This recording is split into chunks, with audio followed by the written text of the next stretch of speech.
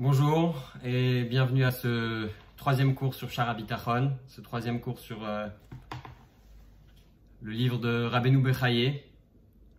Donc on a abordé on a fait déjà deux cours. Vous pouvez revoir si c'est la première fois que vous rejoignez ce cours, vous pouvez revoir les autres cours sur notre site hamaor.fr, hamaor.fr, et vous pouvez suivre aussi le texte sur ce site en dessous de la vidéo normalement.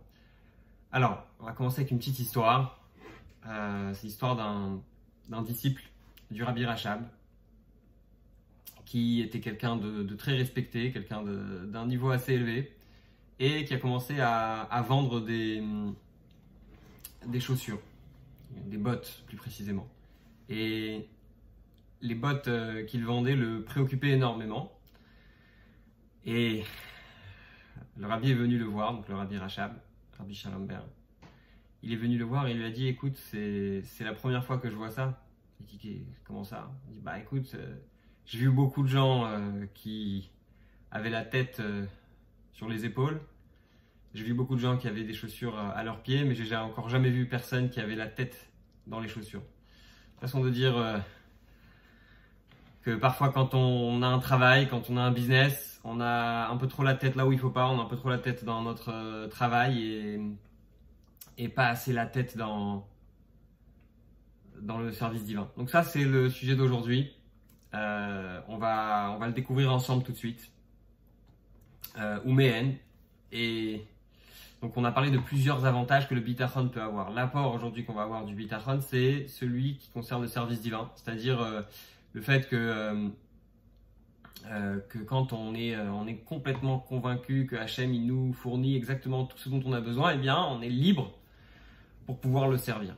Alors, on va lire ensemble Uméen, et parmi ces choses que le bitachon apporte, Shaboter Belokim, que celui qui croit en Dieu, Yeveye ou Bitrono, cette confiance, cette croyance en Dieu, les fanot et libo minyane olam, elle va libérer son cœur de tous les sujets du monde, ou les yached levavo, et d'unir son cœur, les inyane ha'avoda, pour tout ce qui concerne le service divin. Veillez domé bimnuchat nafsho, et il va par le fait de pouvoir être complètement débarrassé de tout problème. Alors là, Rabbeinu Bechaye va donner un exemple qui à l'époque, c'était une chose dont tout le monde rêvait. À l'époque, il y avait énormément de gens qui rêvaient de devenir alchimistes. Alors, qu'est-ce que ça veut dire alchimiste? Tout simplement, c'est des gens qui à l'époque étaient capables de transformer ou de faire croire. C'était pas un métier honnête, hein. C'était des gens qui étaient capables de faire croire que certains métaux avaient été en fait, que des métaux qui coûtaient pas cher étaient de l'or ou de l'argent, etc., étaient capables de le revendre à un prix beaucoup plus cher. Donc quelqu'un qui avait ce type de faculté, il était capable de vivre tranquillement, d'avoir de l'argent quand il voulait, etc. Alors j'ai essayé de trouver un exemple qui correspond à ça, à ce travail-là.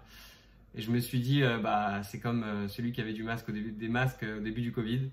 Mais ça, c'est pas quelque chose sur le long terme. Bon, on pourrait dire que ce serait comme un faussaire. Vous savez, une personne qui est capable de faire des faux billets et qui a une planche à billets à la maison, tant qu'il a la planche à billets, il sait qu'il aura toujours de quoi vivre. Bon, il peut y avoir d'autres exemples. En tout cas, l'idée, c'est de dire qu'un alchimiste, à l'époque où Rabbeinu Bechaye a écrit son ouvrage, c'était quelqu'un qui avait cette capacité de pouvoir s'assurer son futur tranquillement, être sûr que quoi qu'il arrive, il aura son argent à la fin du mois. Alors, vous allez me dire, tu sais à quoi ça sert la croyance en Dieu? Ça sert à être aussi tranquille qu'un alchimiste. Bon, quand je vous dis ça, ok, il faut un peu développer l'idée pour pouvoir avoir une idée plus précise de ce que ça veut dire. Et c'est ce que Rabbeinu Bechaye va faire, parce qu'il va donner 10 exemples, 10 choses, 10 points, avec lesquels on va voir que croire en Dieu, c'est mieux que être un alchimiste. Alors bien sûr, ça ne se limite pas à l'alchimie, c'est bien plus large et on va les découvrir ensemble. Donc, nous dit Rabbeinu Bechaye, ou miut da'agato, il va avoir très peu d'inquiétude, les inyane olamo, pour les sujets du monde. Les va à l'alchimia, comme l'alchimiste, veu ayodé à la force à kesef les arbres. C'est celui qui sait transformer l'argent en or. Ve'a nechoshet ve'a bedil, les kesef, et le bronze en argent, à l'idée chorma ou maasé, avec toutes sortes de techniques, avec toutes sortes de sagesse, etc., toutes sortes d'agissements. Ve'od, qui a beauté Belokim, celui qui croit en Dieu, Yeshlo alav yitaron basarat varim. Il a 10 choses, 10 avantages supplémentaires à cet alchimiste. Trilatam. Alors, la première chose, c'est que Baal Hakimia, l'alchimiste, il a un petit souci. Pourquoi? Parce qu'il lui faut des gadgets, il lui faut des ustensiles, des outils, des ingrédients, du matériel, etc., etc. Vous savez, aujourd'hui, on vit dans une société de consommation. On adore avoir un gadget, un ordinateur pour le travail, un ordinateur pour la maison. On a tous, je pense, à la maison plusieurs outils informatiques. Si vous regardez ce cours, vous avez sûrement votre téléphone. Des fois, on a une tablette, on a l'ordinateur portable, on a le gadget pour la voiture, on a énormément d'outils. Et bien sûr, quand on veut justifier un achat qui sert à rien, on dit tout de suite non, mais tu comprends, c'est pour le travail. Bon, en tout cas, pour revenir à ce qu'on est en train de dire, l'alchimiste, il a besoin absolument d'outils pour travailler. Loïga merlo d'avar zulatam. Et il va pas pouvoir finir son travail sans ces choses-là. Et le problème, c'est quoi? C'est qu'il ne peut pas les trouver à tout moment et à tout endroit. Alors, généralement, c'est des outils tellement spéciaux que il faut absolument avoir accès à quelque chose et on les a pas toujours à portée de main, etc. C'est pas si évident que ça. Vapoter belokim. Et celui qui croit en Dieu, celui qui croit en Dieu, vous savez, souvent les gens ils disent j'ai envie de faire mon aliyah, ou j'ai envie de déménager, etc. Mais mon métier, tu comprends, il est bloqué avec ici, il est pas transportable, je peux pas me déplacer. Et souvent, on est confronté à des problèmes, que ce soit familial ou des problèmes, peu importe la raison pour laquelle une personne peut être amenée à vouloir déménager, mais il y a le problème du travail. Et d'ailleurs, il y a une lettre très intéressante du rabbi à ce niveau-là. Je la mettrai en dessous de cette vidéo. C'est une personne qui a perdu son père, Dieu préserve, et qui écrit au rabbi parce qu'il a un dilemme. Le dilemme est le suivant. Il doit dire Kaddish, mais il est shochet. Shochet, c'est des gens qui font l'abattage rituel, donc qui tuent les animaux afin de pouvoir les manger, etc. Donc pour que les animaux pour que la viande soit cachère. Et il dit au rabbi, voilà, j'ai un problème, c'est que la shrita, c'est un métier qui demande d'être de temps en temps en dehors de la ville. Et là où je vais faire la shrita, il n'y a pas de minyan. Et donc je ne pourrais pas dire Kaddish à la mémoire de mon père. Et ça m'embête parce que voilà, c'est une prière qui est importante pour moi, etc. Et le rabbi lui répond, premièrement, en le rassurant, en lui disant qu'il y a beaucoup de choses qu'on a permis pour la parnassa d'une personne. Et que surtout qu'il a des frères. Et que ses frères vont dire Kaddish. Et le rabbi dit qu'il n'a pas de quoi s'inquiéter, puisque même avec l'argent qu'il va gagner, il va pouvoir couvrir une certaine partie de l'enterrement, des frais des funérailles, etc.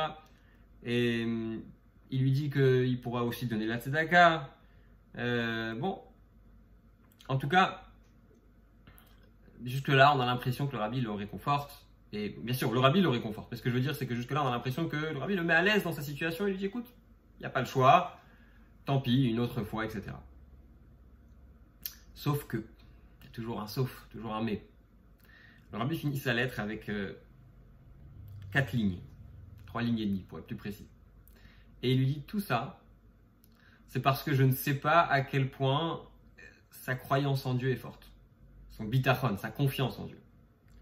Mais s'il est fort dans cela, pour dire les mots du rabbi, imhu chazak beze, s'il est fort là-dedans, et il va chercher avec simplicité un nouveau travail, il est certain que puisque c'est pour la bonne raison, et qu'il n'a pas le choix parce que pour dire Kaddish, il est obligé de rester dans sa ville, le bon Dieu lui trouvera un autre travail. C'est-à-dire que à partir du moment où on a une bonne raison et que c'est, par exemple, comme dire Kaddish, eh bien, et qu'on a le bitachon comme il faut, on a une bonne confiance en Dieu, eh bien, on trouvera les moyens de s'en débarrasser. Donc, pas besoin d'outils. Vaboter belokim. Tarpo muftachlo mikol siba misibot haolam. Il est assuré de toutes les... Il n'a pas besoin d'aucun outil. Comme Shamar Akatouv, comme le verset nous dit. Alors, c'est un verset dans Dvarim qui commence par dire que Dieu nous a fait manger la manne. Vous savez que dans le désert, Dieu il aurait pu trouver plusieurs autres miracles. On voit par exemple que ce qui a permis de construire le Mishkan, c'était des bois de cèdre. Et ces bois de cèdre, leur particularité, c'est que la question qu'on se pose, c'est d'où ils sont sortis. D'où est-ce qu'on a pu trouver des arbres en plein milieu du désert pour construire le Mishkan? Et la réponse, c'est que des années plus tôt, Yaakov avait planté des arbres dans le désert parce qu'avec ses petits-enfants allaient arriver, etc. C'est-à-dire que, quelque part, Dieu il aurait pu se débrouiller pour que la manne, ça veut dire pour que ce qui allait nourrir le peuple juif dans le désert, ça ne tombe pas du ciel.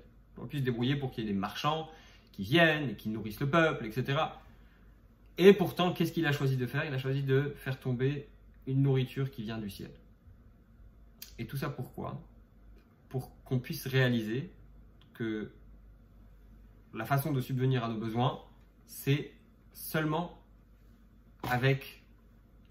La façon de subvenir à nos besoins, c'est seulement avec ce que Dieu va nous envoyer. Vous savez d'ailleurs, c'est aussi la raison pour laquelle Israël, c'est un des seuls endroits au monde, enfin pas un des seuls, mais un des endroits dans le monde où il faut absolument la pluie pour pouvoir vivre.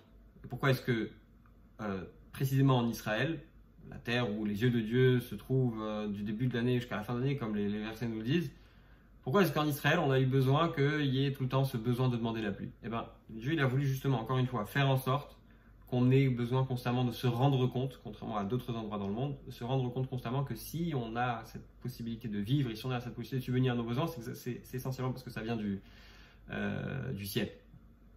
Donc ça, c'est l'idée de la manne. Et c'est le passage qui continue, les ma'amodi acha.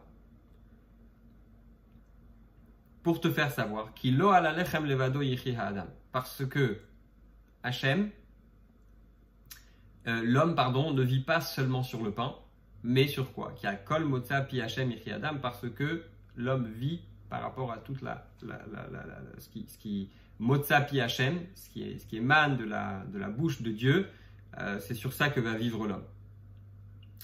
Et là, le Rabbeinu Bechaye continue avec cette histoire d'alchimiste. Donc on a dit on va donner 10 choses, mais avant ça il y a une petite intro. Cette intro c'est de dire que on manque jamais de ressources. D'accord? Kiasibot ennan niftsarot. Il n'y a jamais de ressources qui vont lui manquer, mimen ou de lui, donc de cet homme. Becholet ou bechol makom, à chaque moment et à chaque endroit. Et là, il va donner quelques exemples. Alors, on va aller un peu dans l'histoire. On va parler du prophète Élie. Je pense que c'est le prophète, après Moshe, le prophète le plus célèbre.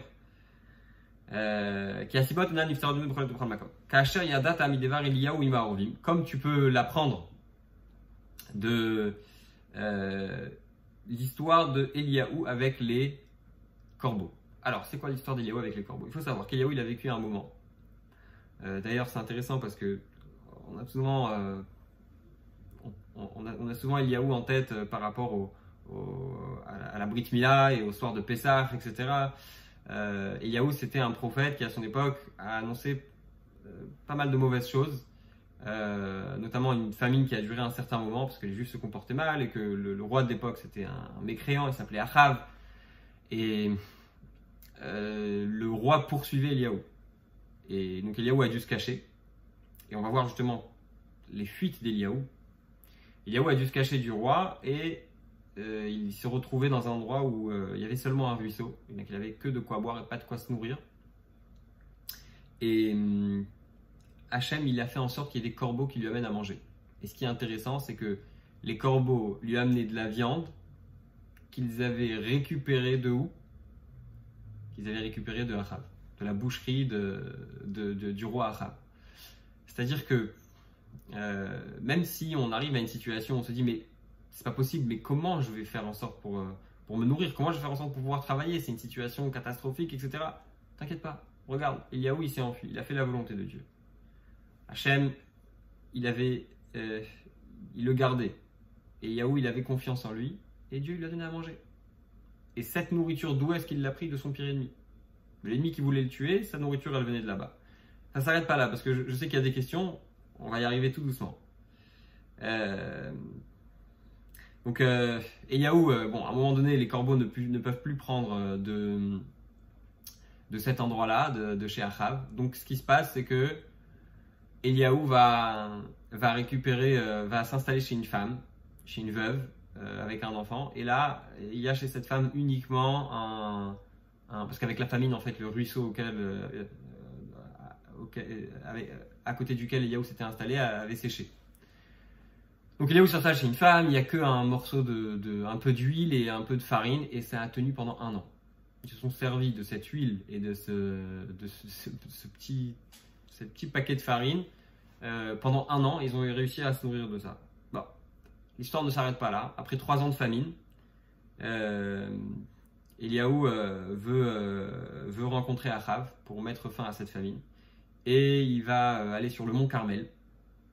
Et là, il va défier tous les prophètes idolâtres.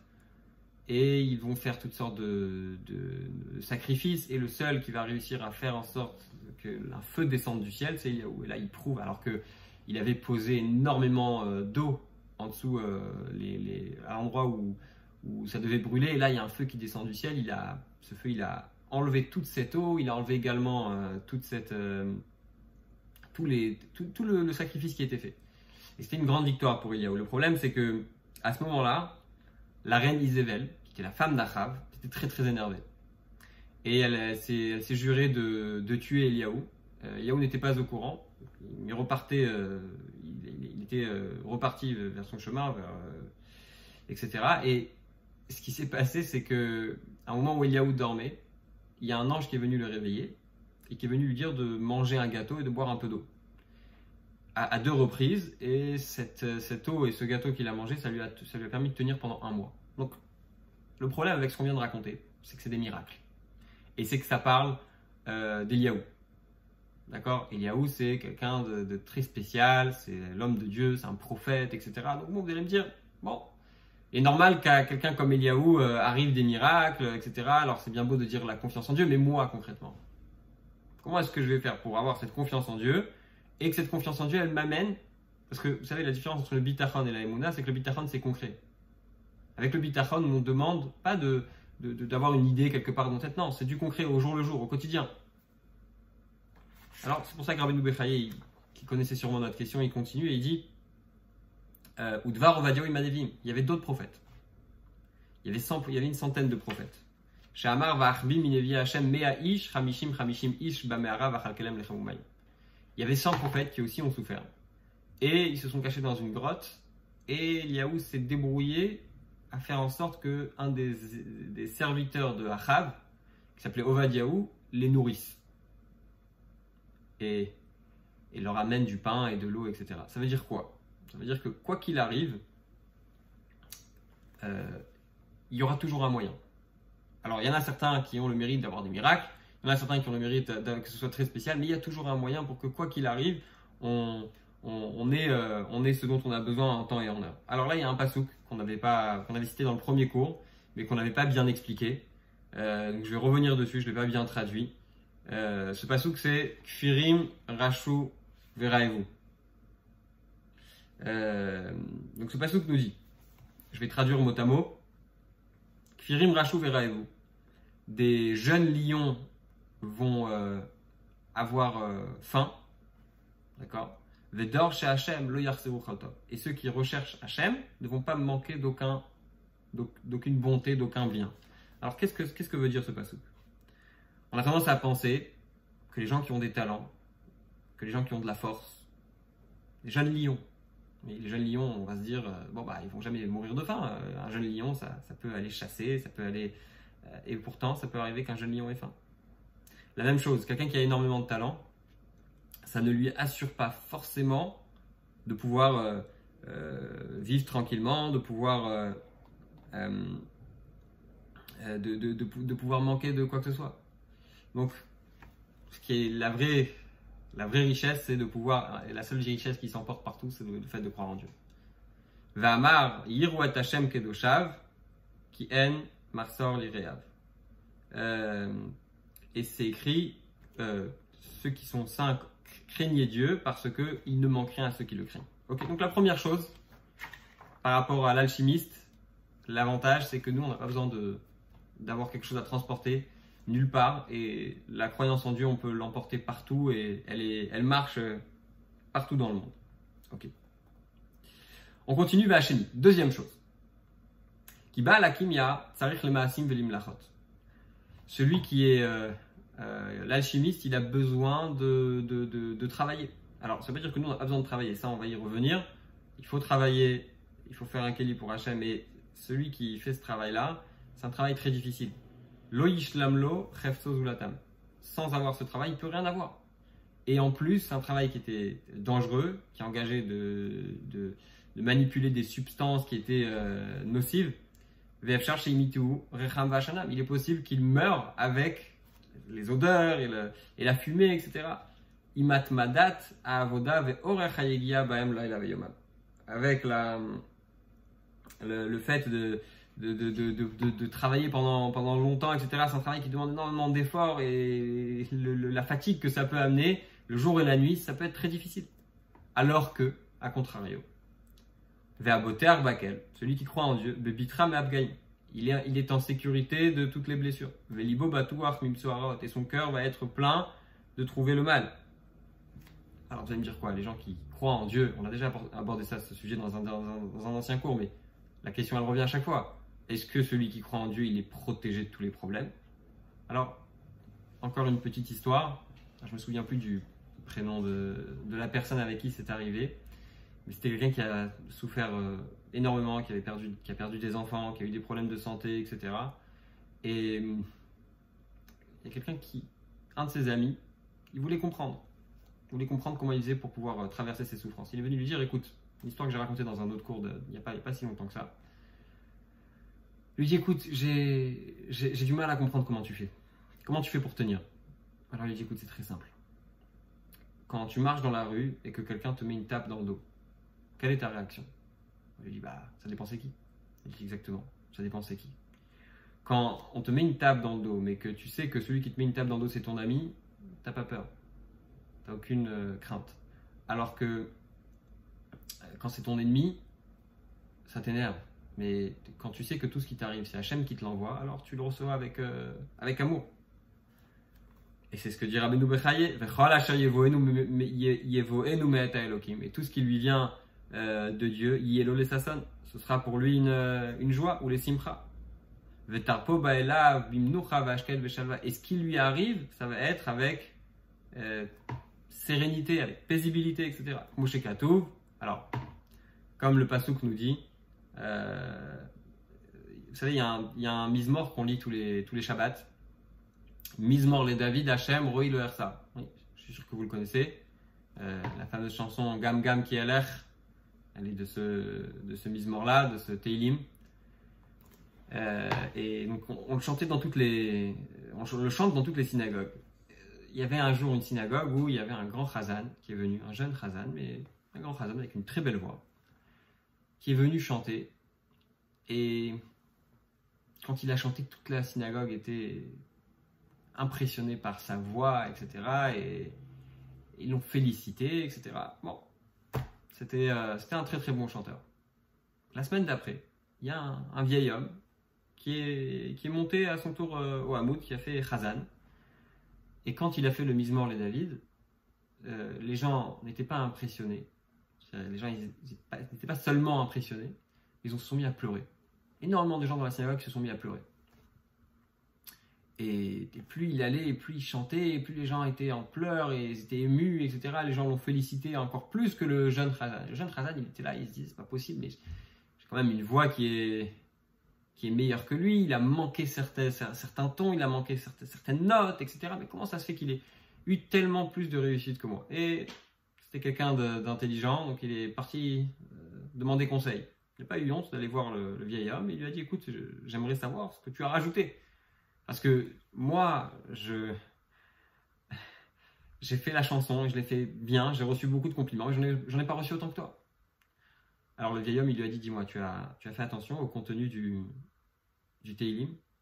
Le contenu du Teilim, c'est Mizmor les David, donc c'est un chant de David. Hachem Roi, Hachem est mon berger, Lo Ersar, je ne manquerai de rien. Alors il lui dit, oui, je connais la traduction. Il lui dit, écoute, toi tu connais la chanson, mais moi je connais le berger. Ça veut dire que ce vieil homme, il a voulu lui dire, il y a une différence entre dire les choses avec un certain